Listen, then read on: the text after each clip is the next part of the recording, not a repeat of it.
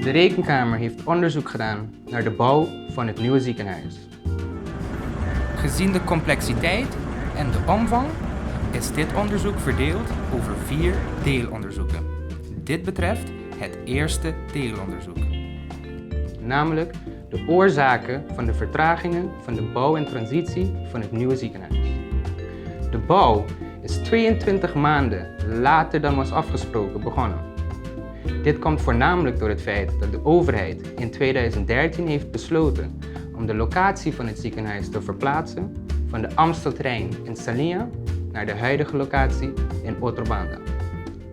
Met de bouw in Otrobanda waren er verschillende problemen met betrekking tot het opleveren van de terreinen. Zo moest de Hamelbergweg worden omgelegd en waren er verschillende gebouwen van de CEOS die gesloopt moesten worden. Deze vertragingen lopen tot op de dag van vandaag en zijn in totaal 27 maanden.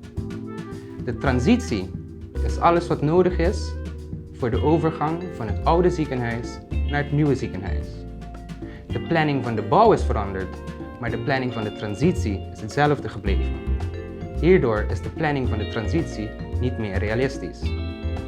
Wil jij weten wat de oorzaken van alle vertragingen waren? Lees dan ons rapport.